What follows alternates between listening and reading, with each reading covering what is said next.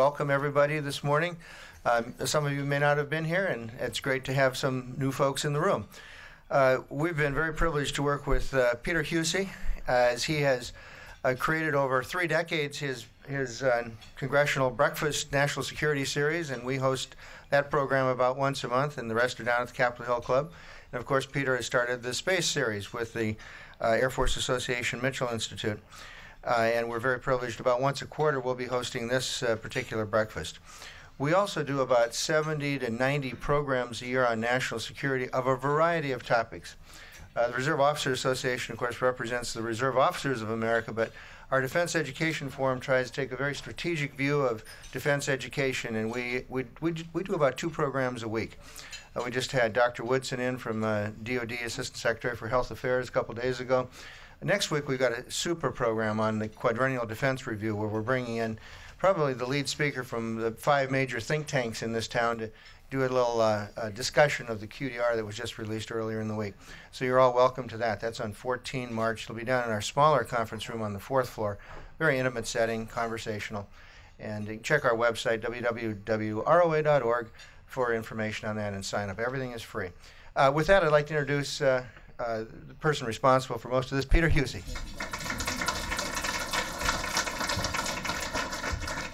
I want to welcome you all today, and we will be doing, as I said, once a month until November, through November for this series. Next month, we are having Lieutenant General Jay Raymond, who is the JFAC for Space and head of 14th Air Force, and we're also having Brigadier General Mark Baird, who is the SSA at MSC in Los Angeles. They will be talking about space, C cubed, and space situational awareness, and we will be sending that out, and I believe it's the first Friday, of course, in April. I also want to acknowledge, if I may, our sponsors, which we have Ball Aerospace and Northrop Grumman, United Launch Associates, BAE and Raytheon, Intelsat, General, Harris, Honeywell, Lockheed Martin, ATK, Lawrence Livermore, Boeing, Viasat, and we have about 20 sponsors that are in the process of trying to figure out whether they should be sponsors. And we want to thank you all for your help, because without your assistance, we wouldn't be able to do this. My breakfast series on nuclear deterrence and missile defense starts April 29th with Congresswoman Loomis from Wyoming, and with Senator Tester from Montana and Senator Hoeven from North Dakota. We will be sending that out shortly. There are going to be 30 breakfast events in that series. Those of you who haven't signed up, please do, so we can get that message to you. At this time, I'm going to ask General McMurry and our 3 other speakers to come to the table here. Well, they will be introduced by General McMurray, who is one of our great supporters and will be speaking to us later on in the year. Would you welcome our 4 speakers here from the Air Force and the Army? Thank you, I feel a little embarrassed sitting. I don't feel qualified to be on a GPS panel. So, however, I'm learning a little bit more every day. First of all, thank you to the Mitchell Institute. Thanks to the Reserve Officer Association. Appreciate the hosting. I think that these discussions about space topics are to our mutual benefit, and something that I strongly support. In the discussion of information technology, we're all experts, right? Because we all have a computer or have used one or seen. In the space business, GPS is the information technology. It's the I understand that.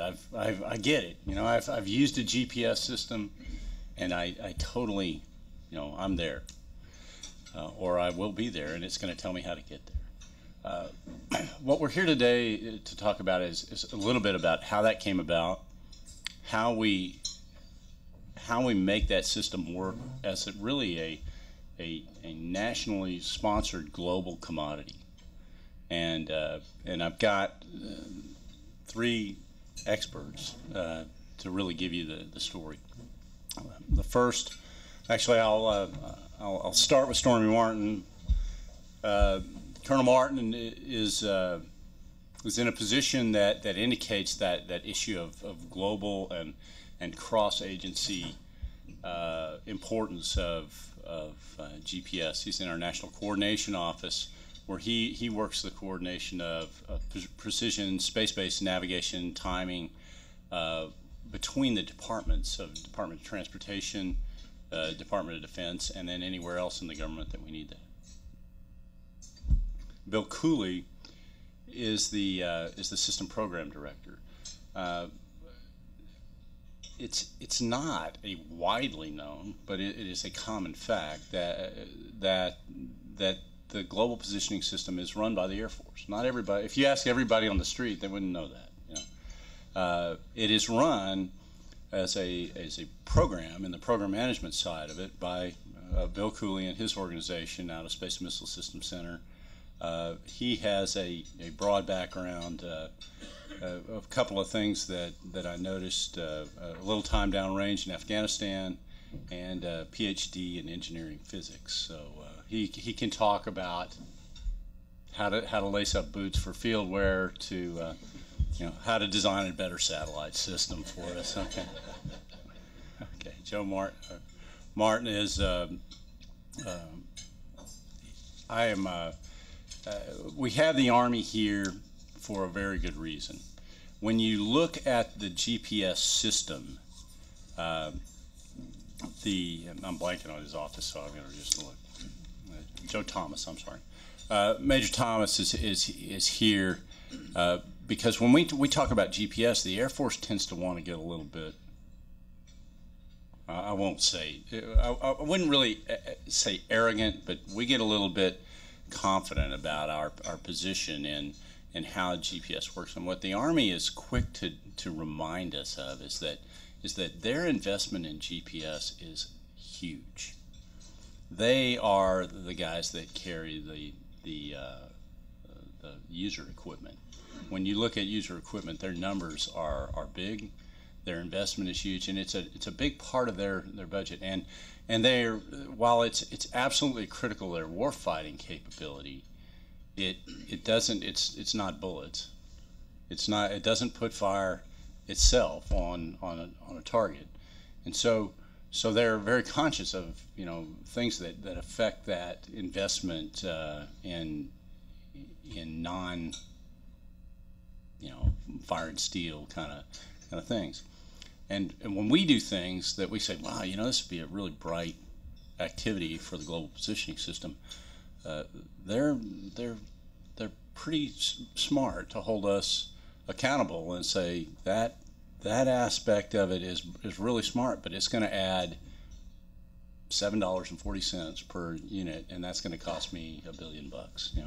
That's probably not good math. In fact, but they will advocate strongly on what's going on. Public math is not should never be done, and all right. So I am going to let these gentlemen talk to you, and as we go through, I think that what you'll get is a better perspective on the GPS enterprise and its pervasiveness into our business in the Department of Defense, as well as to the world economy, and then a little bit more about how we think about it as we manage it. I think, Bill, are you first up? Okay. All right. I'm Bill Cooley. Just flew in from Los Angeles last night. I got to tell you, it was a little bit of a shocker hitting the 30-degree weather when I got off the plane and standing there at the metro station, but very, very excited to be here and talk to you this morning. As General McMurry was talking about, the GPS is one of the unique space systems that the Air Force develops that what I'd like to call the man on the street would actually recognize. Of course, they oftentimes confuse it and think, yeah, it's right here in my phone. Well, it's very simple. It's a very simple concept in that light travels a finite speed, and if you can know the distance between 4 different satellites, then you can precisely calculate where you are on the planet. Pretty simple idea. But like the smartphones, iPhone, iPad, those kinds of things, that simplicity means that there's a whole host of complexity under the hood that makes that happen. And so I'm responsible for kind of making sure that those piece parts all come together, and am proud to represent the folks who do that. What I wanted to do today is give you a sort of an update on the constellation health, some of the things that we have ongoing, talk about some of the programs that we have in modernization. The one thing out at SMC is this is the GPS enterprise is the one enterprise of the major responsibilities and mission areas that's really going under significant modernization. And so all three segments are in modernization, and I'm going to give you just a quick update, and I very much look forward to your questions. Then I'll turn it over to Stormy Martin and Joe Thompson to talk to the various issues, the civil and the military. And interestingly, there was so the GPS budget is somewhere on the order of $1 billion a year that the federal government puts in to do the modernization of those segments. Interestingly, though, from an economic standpoint, there was a study done in 2011 that talked about the impact on the economy, and the just in sales of GPS-related equipment alone, it was on the order of $8 billion domestically, and in terms of productivity and other direct measurable impacts, it was on the order of $69 billion. So it's one of those really interesting phenomena. I think that the Brad Parkinson, I was just meeting with Brad Parkinson and some of the teams, the inventor of one of the inventors of GPS. I don't think in their wildest imagination they could have foreseen how this would play out. But we're the benefactors of that. And the exciting piece is it's only going to get better. And I want to convey some of the things that are coming here soon. Probably not as soon as people would like, but it takes a while to replenish the constellation. So today there are approximately 3 signals that are in use typically across the constellation. Only one of those is civilian. So when you pull out your smartphone, it's just picking up the L1CA signal. And your accuracy, we track these things, of course. The accuracy is somewhere on the order of around 2 meters position accuracy. Now, we track what we call signal in space, which is the accuracy of the signal at the satellite. So if you didn't have other errors that get introduced from your user equipment and the ionosphere and some of those things, you could actually get about 70 centimeters accuracy. And the biggest factor is the ionosphere that sort of introduces that error. And we can take that out. On the military side, we do that because we have 2 different signals at 2 different frequencies. We're moving in that direction for the civilian side, and should have that capability out. In fact, the L2C for the civilians is coming out. We're fielding that capability. Let's see, I think we've got the 2 RMs and the 2 Fs all have it, as well as 3. So that capability is coming to give all civilian users a higher accuracy. So right now we have 3 signals. We're moving towards the GPS-3 satellite will have 8 signals total. 4 civilian signals, 4 military signals.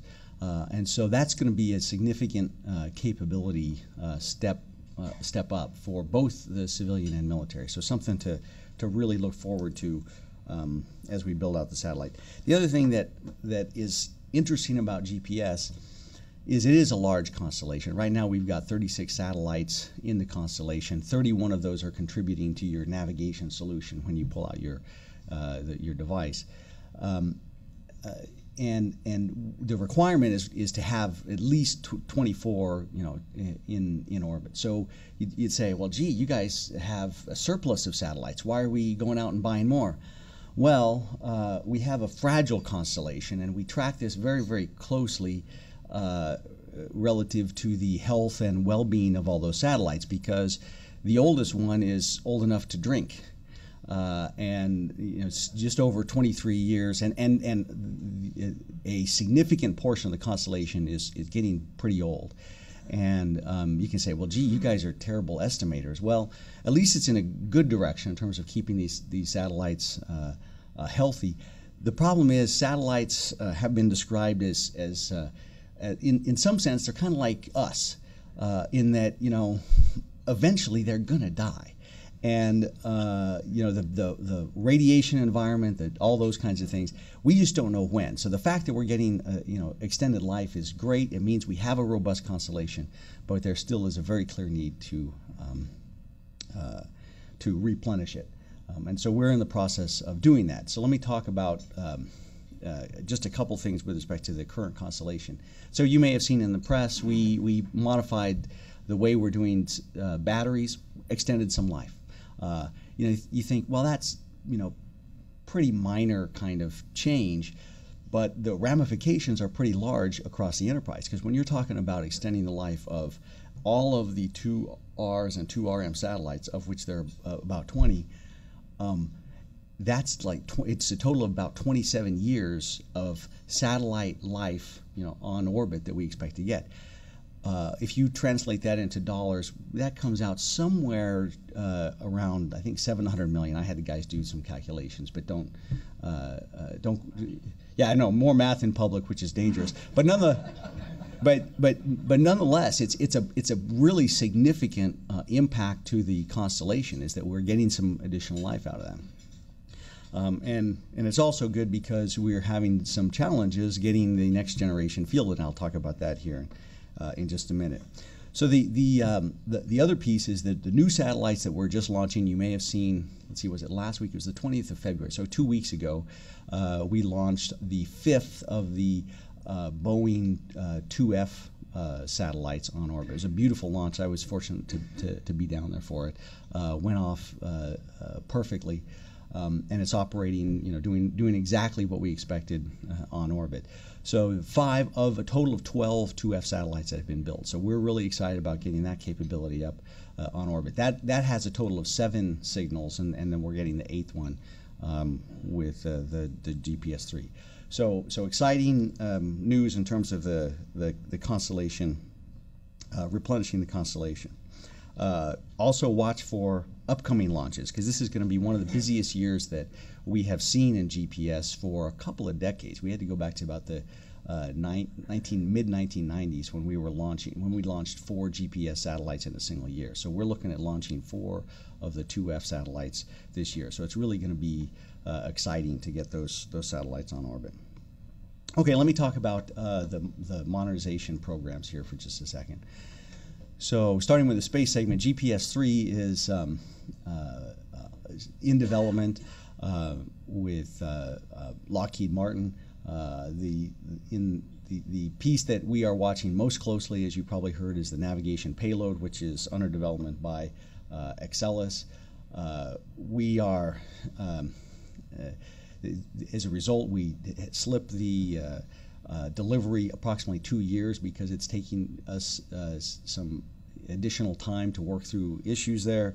But the good news is there is cause for hope. We're finally getting through solving some of the key technical problems, and it's going to get into the flow. Now that doesn't mean we're out of the woods by any means, but there is some cause for optimism with respect to getting that into the flow. So we'll watch that one very, very closely, because that's going to be key to get that first one right for the next several that are in production.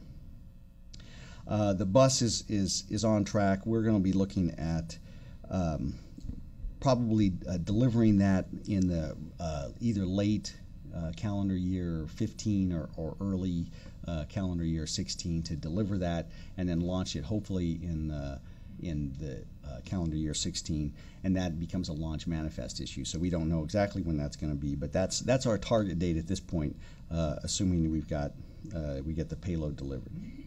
Let me talk about the other major development, OCX, the next generation ground station that controls it and updates all the navigation signals and that kind of thing. One of the things that I can tell you I did not appreciate before I got into this job was how vital that piece is to the accuracy and the overall performance of GPS. The age of data, how quickly we update those, and the monitoring of all those signals so that we know exactly what the clocks are. When you're talking about, the accuracy, 1 foot of accuracy is 1 billion, correlates to 1 billionth of a second, and so that means that we've got to know very precisely what those clocks, what the performance of the clocks on orbit is actually giving us, and so that's part of the OCX program, or the ground station program, that does that.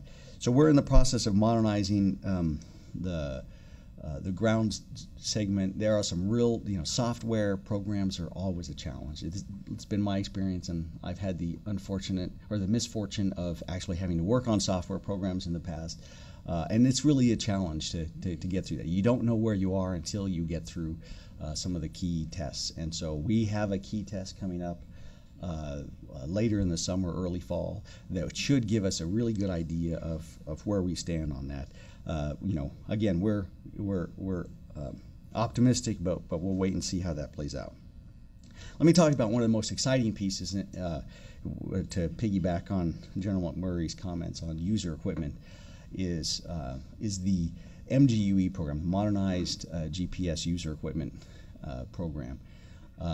This is the acquisition policy normally has us go through a design, and then we produce some early elements, do the engineering and everything.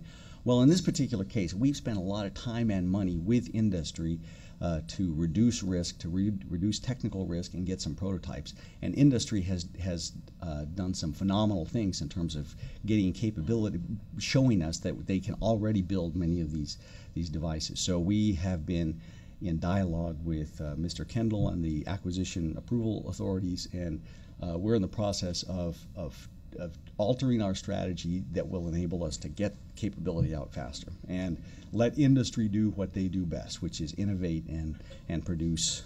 And so we're on a path to do that. So we're really excited about that upcoming. Let me just. The last topic I wanted to mention was the enterprise responsibilities. I talked about the complexity under the hood. Well, to make all that happen, in this particular case, since we've got 3 large segments, well, how do you integrate and ride herd over this thing? Well, in this particular case, the program office, the government is in effect the integrator for this. We are in the process. We have a contractor who helps us to do that. That very challenging mission in terms of synchronizing everything. We have published standards that would hurt your head. I know it hurts my head when I look at them, that to tell everybody precisely what they have to build to, the technical specs, if they're going to interact with GPS. And so the way we get that done is with a lot of oversight from the government and a lot of help from our industry partners.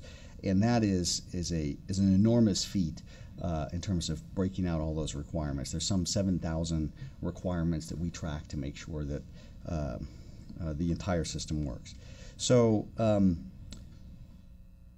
I guess I had a few thoughts. One, I mentioned the economic impact, and that's something that we're really, really proud of, and kind of sets GPS apart from the overall space portfolio. Another piece I wanted to mention, I realize that this may not apply to the entire audience, but I'd mention it, and that is the collaboration with the civil community and the Department of Transportation. There's been some discussion back and forth with respect to including some of those civil capabilities, and it's contingent upon the Department of Transportation getting some funding. And so I would just alert the audience to that. It's an important piece if we're going to deliver civil capabilities, to make sure that they are appropriately funded. I kind of mentioned the program management administration, the overall oversight. That's one of those areas that we've seen. We are actively pursuing to keep that as small as possible, and actually have shown reductions over the years. we get it. These are the budget constraints, but what I'm concerned about is what risk do we take to the overall enterprise as we bring that down. So we're managing that, bringing it down, but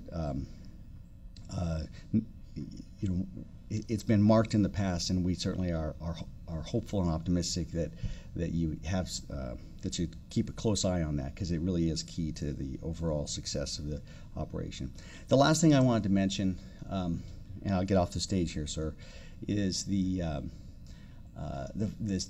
upcoming tests that we have. So last summer we did it. We are turning on some of these civil signals. I mentioned we're moving towards a total of 4 signals. Well, we're going to add a couple more signals here very soon. In fact, we just had a notice go out to all users that the Space Command would like to enable industry to start to test their receivers with active signals on orbit. And so we did a test last June where we turned on the L2C and the L5 signals, something that the FAA is very excited about getting.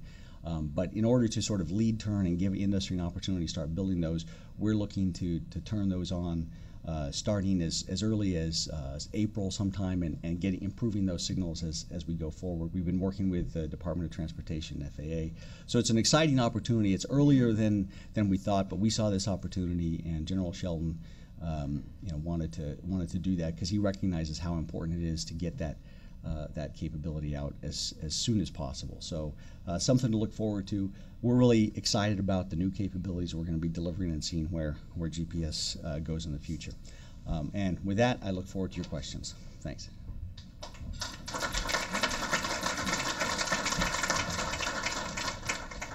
Okay, well, good morning. I'm Stormy Martin from the National Coordination Office. You've heard about the GPS Constellation and Modernization Program, but who uses GPS?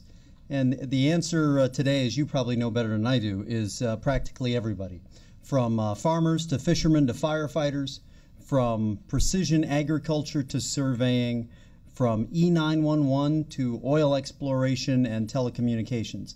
And it's probably in just about every cell phone in this room.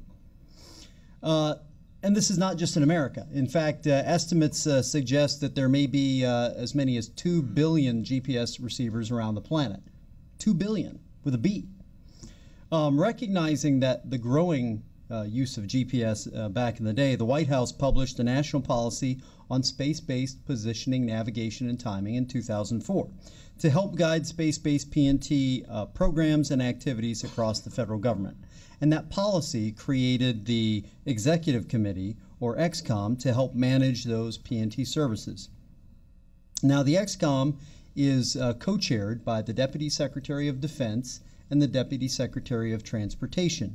And its membership includes equivalent level participants from a variety of agencies across the federal government, including the Departments of State, Interior, Agriculture, Commerce, Homeland Security, the Joint Chiefs of Staff, and NASA. And then there are a host of other folks that are invited to attend the meetings, such as OMB and National Security Council folks from the White House, ODNI, Office of Director of National Intelligence Staff, et cetera.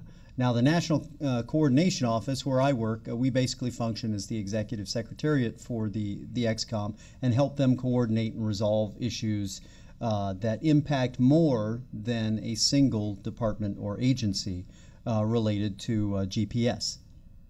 So they've worked a variety of topics and issues over the years. I think one good example of that is the spectrum issue back in 2011, 2012. Most of you have probably heard the term LightSquared out there. And there the XCOM led analysis and testing of a commercial proposal to repurpose the mobile satellite services frequency band, which is adjacent to the frequencies that GPS uses, to permit another nationwide terrestrial broadband service. You know, folks love 4G LTE broadband, getting all that wirelessly. That's great stuff. Unfortunately, the test showed that the proposed commercial network would cause harmful interference to many GPS receivers. Those results went forward to the Federal Communications Commission, and the FCC is the federal regulator of spectrum. And the FCC, which had issued a conditional waiver allowing the broadband network to proceed if they resolved potential interference issues with GPS, stated back in 2012, now almost 2 years ago, that the Commission will not lift the prohibition on LightSquared. So again, this is a good example of the XCOM in action, pulling together agencies and resources from across the federal government to holistically review and resolve major issues related to GPS. Now, in addition to the specific space-based PNT policy, the President published a national space policy in 2010. So what are the goals of these policies with respect to GPS? First and foremost is that it says the U.S. must maintain its leadership in the service, provision, and use of global navigation satellite systems, or GNSS. And for the U.S., our GNSS contribution is GPS. It says to provide continuous worldwide access to GPS for peaceful uses, free of direct user charges. It challenges us to encourage compatibility and interoperability with foreign GNSS services and promote transparency in civil service positioning. It says we need to operate and maintain the GPS constellation to satisfy both civil and national security needs. And it further states in 2010 that foreign PNT services may be used to strengthen resiliency. And then it also says to invest in domestic capabilities and support international activities to detect, mitigate, and increase resilience to harmful interference. Now, when we talk about those goals and objectives in our international relations, I think it's important to make sure we understand the definition of a few of the terms. The policy says to encourage compatibility. That's the ability of U.S. and non-U.S. space-based PNT services to be used separately or together without interfering with each individual service or signal. And a good example of that is radio frequency compatibility. We don't want one GNSS system to basically interfere with the frequencies used by another GNSS system, just like you wouldn't want one radio station interfering with the radio station next to it. The policy says achieve interoperability. Now, interoperability is the ability of civil U.S. and non-U.S. space-based PNT services to be used together to provide the user better capabilities than would be achieved by relying solely on one service or signal. An example of that is the focus on the L5 signal or the future L1C signal that you've heard talk about. Or if you go out, I work at our offices at the Department of Commerce. If you walk out there on 14th Street between the Department of Commerce and the Reagan building, you're kind of looking at a wedge of the sky. So if you're able to use more than one GNSS system, you're going to be able to see more satellites than if you were just relying on GLONASS or just relying on GPS. So that's what we mean when we're talking about that. The policy also says to promote fair competition in the global marketplace. And we talk about transparency in there. And by that we mean publishing specifications and standards so that manufacturers have what they need to build receivers to use that particular GNSS system. And so they'll know what the foreign nation commits to in terms of the performance of that system. So in things like, what accuracy levels are they committing to, etc. So overall, when you look at these policies, there are some keys that we think jump out for a successful U.S. program. Policy stability. Well, the policy's been pretty stable since about 2004. That's good. Transparency. Like Colonel Cooley mentioned, we do, in fact, publish signal specifications that give the manufacturers what they need to know. We publish performance standards that say, hey, here's what we guarantee GPS will do. And those are published around the world. Program stability. As you heard, the modernization action plan, or the plan, has been in action since 2005 or before. 2005 is when we launched the first 2RM satellite with the second civil signal, L2C. Another key we think is sustained performance and credibility. Well, GPS has that in spades. It's met or exceeded the published standards for decades. And then lastly, continuous improvement. And again, I think GPS exemplifies that very well. We've had more signals and steadily improving accuracy since at least back to 2001. So I think the GPS program is on a firm footing when you compare it to the foreign GNS systems around the world. Now, most of our discussion so far has been wisely focused on GPS, but there are government-provided augmentations to GPS that are also covered by the XCOM per the policy. Now, augmentations are systems that use GPS and produce specialized or higher accuracy data for specific groups of customers. Now, one of these you use every time you fly, and it's called WAAS, the Wide Area Augmentation System. And the Federal Aviation Administration is the sponsor of that system. It's a combination of ground and space-based systems that augment GPS, and it provides the capability for increased availability and accuracy in position reporting, allowing more time for uniform and high-quality air traffic management, so they can pack them in closer coming in. And WAAS provides service for all classes of aircraft in all phases of flight, including en route navigation, airport departures, and arrivals. So takeoff, landing, all that is taken care of. Another augmentation that I think it's important to talk about is the Nationwide Differential GPS System, or NDGPS. This is sponsored by the U.S. Coast Guard and Department of Transportation and Army Corps of Engineers. And there are about 80 sites of NDGPS around the U.S., and they broadcast GPS correction signals that can be used by specialized receivers. Again, this allows improved accuracy and improved integrity for those users.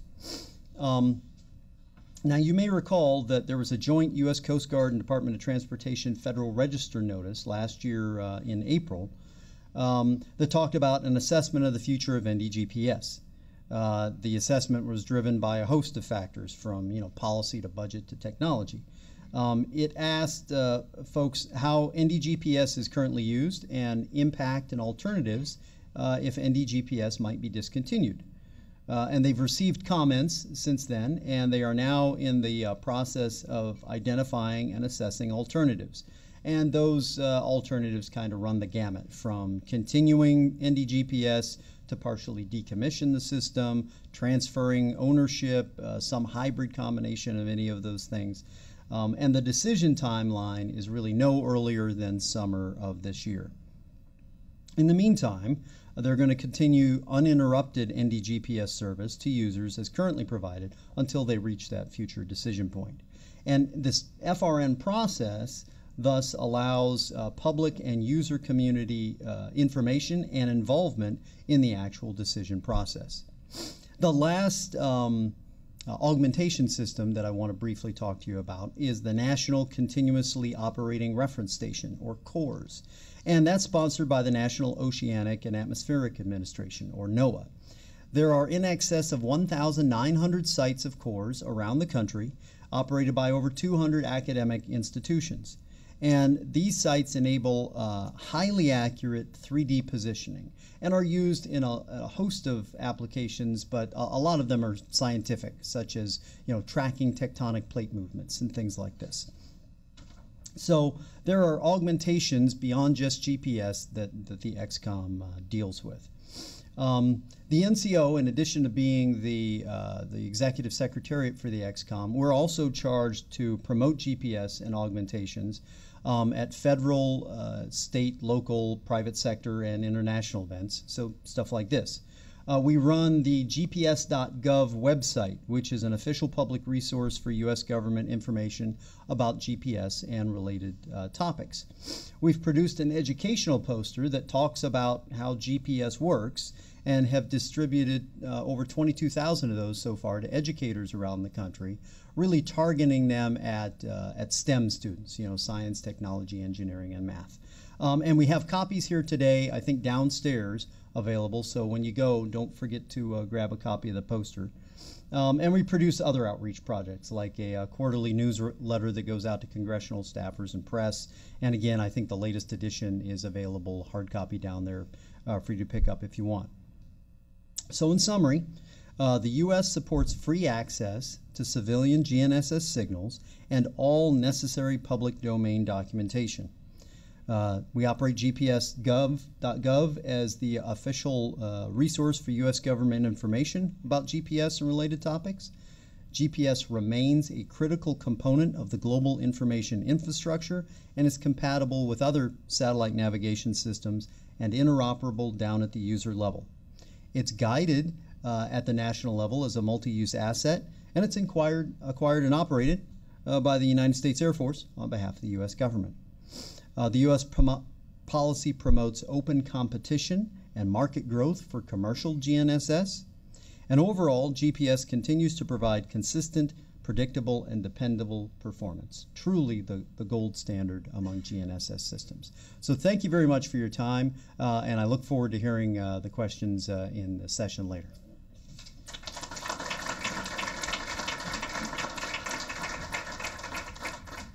All right, is everybody hurting from those two guys? Because I don't know about you, but I'm hurting. And plus, if the PhD guy can't do math in public, I'm hurting. All right, so we talk a lot about the constellation, all that jazz we like to call it in the Army. But what's the most important thing is the effect that it generates on the ground. Bottom line, that's the most important thing. So you heard about all the policies, you heard about all the technology that goes behind it, you heard about all the money that goes behind it. But bottom line, GPS is deathly serious to the Army. All right, I'm going to say that one more time. Deathly serious. Why? Because it's the most versatile capability we have. Bottom line, you can use GPS for virtually anything. All right? So why is it deathly serious? Everybody's heard of Blue Force Tracker, right? Well, that means I know where my buddy is during the fog of battle. That means I'm not going to shoot that direction and possibly kill my buddy. Deathly serious. All right? My communications, it relies on the timing signal. My network relies on the timing signal. If I can't communicate, that means I can't talk to my buddies left and right, and I can't talk to my foreign partners. And I don't know where they are. I don't know what they're doing. I don't know what effect they're trying to achieve. Deathly serious. All right? When soldiers get injured, when we call medevacs,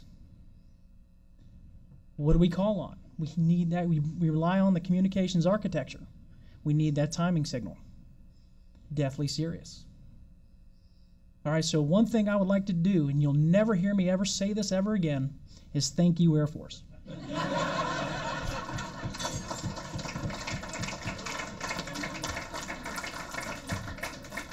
And the reason why I say that is the Air Force provides that effect 365, 24/7, all day, every day, with minimal, if ever, any interruption. All right, that's a pretty big deal. And oh, by the way, not only do they provide that to the United States, but they provide it to the world all the time.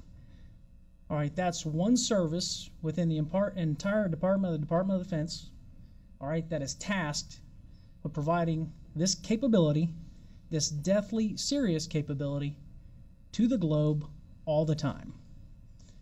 That's kind of important. And I think we lose sight of that. I will tell you, the Army brothers, we have not lost sight of that.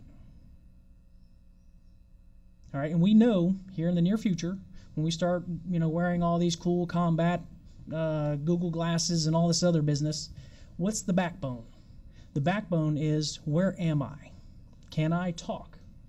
And what does that all rely on? GPS. Deathly serious.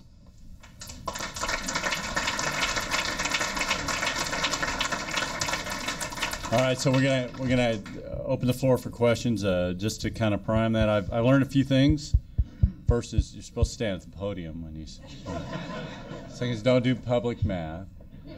third and particularly important, and I'm going to owe some beverages. This is Major Joe Thomas, not Major Joe Martin.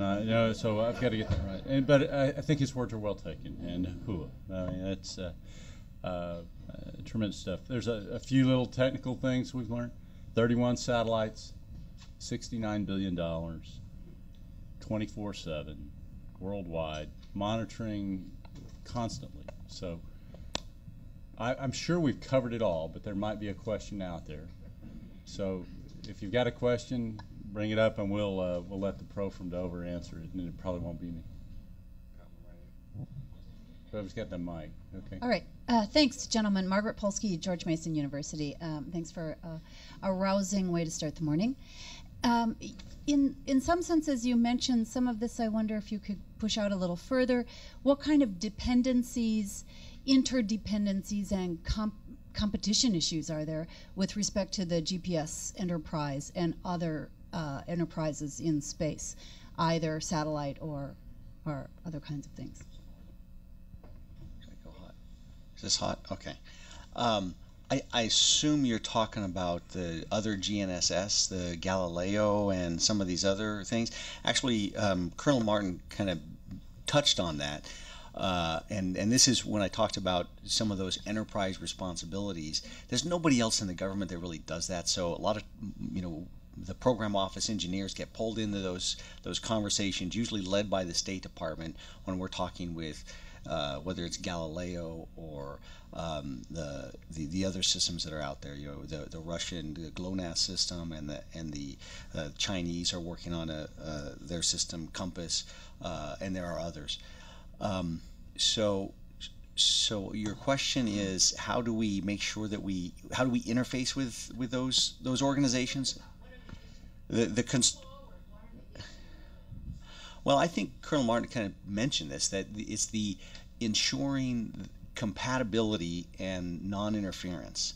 And in the case, we're really being ambitious. We're stepping out here on this one particular signal, the L1C signal, is going to be broadcast on the GPS-3, but it's also going to be broadcast by Galileo, and other GNSS systems are looking at broadcasting that, so that the vision that Stormy mentioned in terms of, in an urban canyon, being able to see, use effectively any satellite in the sky, you could potentially do that with a single signal. So we're working toward that. That's the vision end state. But there's a lot of work under the hood that's got to take place to make sure that we're all broadcasting, we all have the same time sync, we know offsets, all those details, and to ensure that these signals are all right on top of the L1 signal is really it's a complicated signal structure. That would hurt your head if you saw the signal structure. I assure you. But making sure that that signal isn't interfering with what's already out there, isn't interfering with the other signals that are on top of it. So it's getting to be a very complicated and used frequency space in the right around the L band, the 1500 megahertz is the frequency space. Very, very intense. So that's the thing that, in terms of what concerns me and what do we pay a lot of attention to with respect to these others, I'd say that's really where we put a lot of time and attention, because there's a lot at stake, as you've heard. And if I could too, I'd just like to piggyback on that.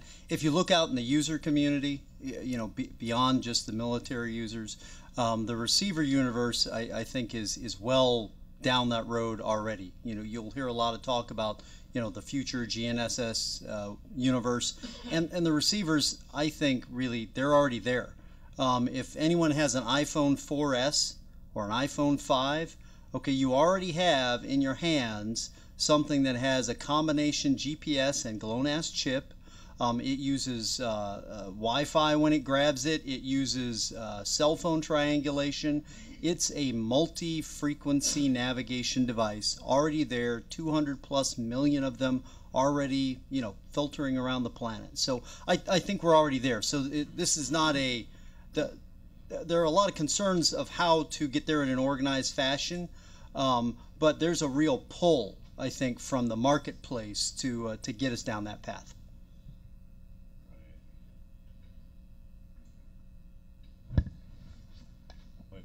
Yes, ma'am. Hi, Deanne Divis with Inside GNSS. There was a lot of talk this week about the budget, of course, it's budget week, and it was mentioned that the GPS system is going to be reprofiled for sustainment. There's also reports, of course, of ongoing studies.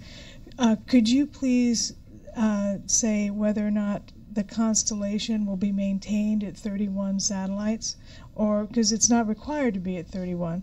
And could you also describe the future of the GPS satellites themselves? Are we looking at smaller satellites? Maybe, I mean, we don't need selective availability on the satellites anymore. What are we looking at down the road for the satellite design themselves? I talked about this the other day. The requirement again is 27 satellites to maintain 24. I think that our approach will be to absolutely assure that requirement, which meets that the mandated performance. But in doing so, I will expect that we'll in reality maintain a slight surplus to that as we move on. The current design solution is not for smaller satellites that are, kind of NavSat is the typical vernacular, but rather to proceed into the GPS-3 production and deliver those on orbit and continue the remainder of the GPS-2 satellite launches. I think that would properly characterize the approach that our budget takes. However, as you move beyond that, the questions of things like, do we do receivers that have multi-system capabilities? Do we augment with NavSats or other augmentation capabilities? Those are still real questions that get worked. Would you add anything to that? Yes, sir. If I can just add on there, this is an area we are constantly looking to see in this budget environment if there are other alternative approaches to deliver capability at a lower cost. And so, smaller satellites, all those kinds of things. But when you look at this is a trade space. Unfortunately, we're sort of at if you want to go to smaller satellites, we're going to have to start taking some of those neat features off the bird. And that's kind of where we're at. And right now, I don't think that that's a popular idea, because of those 8 signals that we're fielding, there are strong advocates, and there's a reason that we are moving towards those 8 signals. And so that becomes a challenge. But we are always looking at ways to potentially do that. In terms of the reduction in the satellites in the profile, as I talked about, the health of the constellation allows us to do that, and the Air Force and the Department of Defense has got to make some choices. But and we obviously are not interested in taking a lot of risk in GPS, because we recognize how important it is. And my hat's off to Joe for hammering that point home. It's not just the military; it's really worldwide in terms of the interdependency. So we're not interested in taking risk, but we are confident that we can maintain the health of the constellation and meet those requirements with the buy profile that we've laid in. Who's next? Hi, Bruce Campbell from ATK. As a former naval aviator, I want to make mention that it seems to me that there's another color blue that ought to be up there at the table. Come on up. We got a chair up, right? But I do want to say that when you're flying an airplane late at night and it's raining and your airport is adrift at sea somewhere and you've got to find it so that you can get back home before you run out of gas, GPS is a very valuable thing to have, I think. Also, as a recently retired NASA employee, I have to say that another area that a lot of people don't understand is that a lot of satellites now are using GPS to know where they are in orbit. so that if you're looking down on the ground and you're taking measurements of the ground itself or the atmosphere or all that, you need to be able to geolocate that information that you're getting so that your models of the atmosphere, of the height of the ocean, of the land masses and that sort of a thing, you can get those down to those precise measurements that allow the scientists to try to figure out what's going on with our world and all that kind of stuff. So, the GPS, an amazing, invaluable, very essential capability that, again, I'm preaching to the choir here, but there's so many stories that could be made about that. So, and the only other question I was going to ask was, again, about the small satellites, but I think that's been answered, so thank you. Next. Okay, there's a gentleman over here. We're down to one. So this will be our last question. Thanks. Hi, I'm Pat Hose with Defense Daily. Colonel Cooley, we know that the navigation payload for GPS-3 has obviously been difficult, and that the problem is that you're trying to reduce the interference within the payload. Can you talk about specifically what steps you guys are taking to resolve that issue? I'd be glad to. The answer, of course, is yes. You only have a few minutes. I only have a few minutes.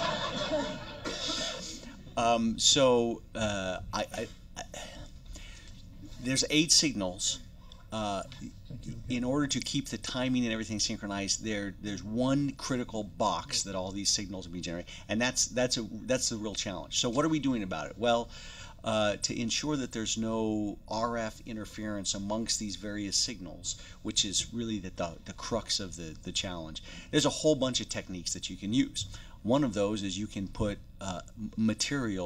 absorptive material in those RF frequencies.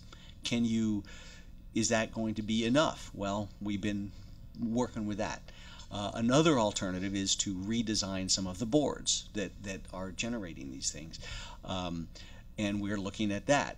Another thing is to separate out some of these RF signals and put them in separate boxes that are, Faraday cage type boxes, and we are looking at that. So all options are on the table and in consideration, and which one will meet these specifications is what we're trying to determine. I mean, there's a balance between the enemy of perfection is the enemy of good enough, and so we believe that we have a couple of different designs that will meet spec. It's just really a question of, okay, which one and what's the timing and that kind of thing. And so that's the elevator speech answer in terms of to your question. It's a great question. It's something we obviously spent a lot of time and effort working with Lockheed and Excelis and all the smart folks that we have in the program office to try and solve smartly and cost effectively.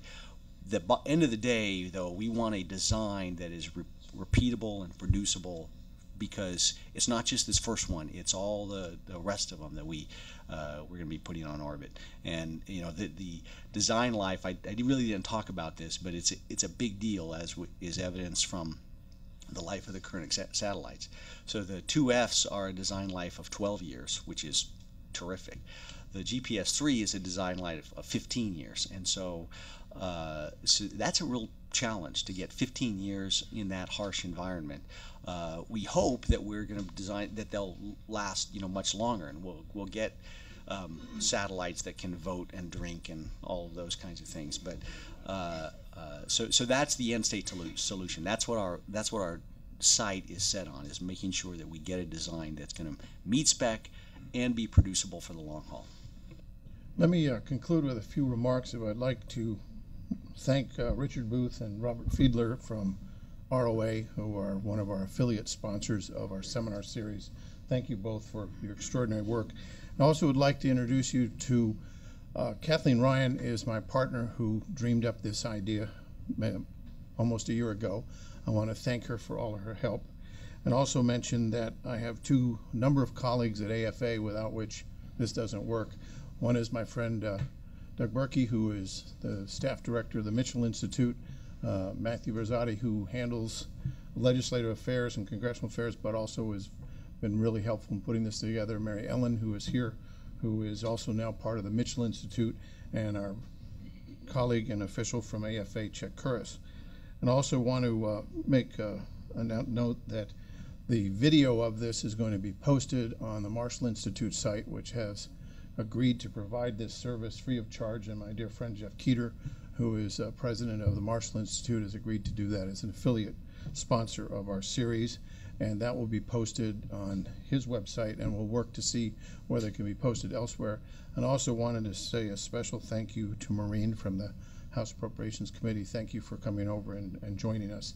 And I want to thank our sponsors again, and also want to thank General McMurry. I want to thank Colonel Cooley. I want to thank Colonel Martin, and of course Major Thomas for some very informative and well-received remarks. I want to thank you for taking the time to come and speak to us. Our next series, of course, will be the first Friday in April. Would you all give a warm thank you to our speakers and our hosts?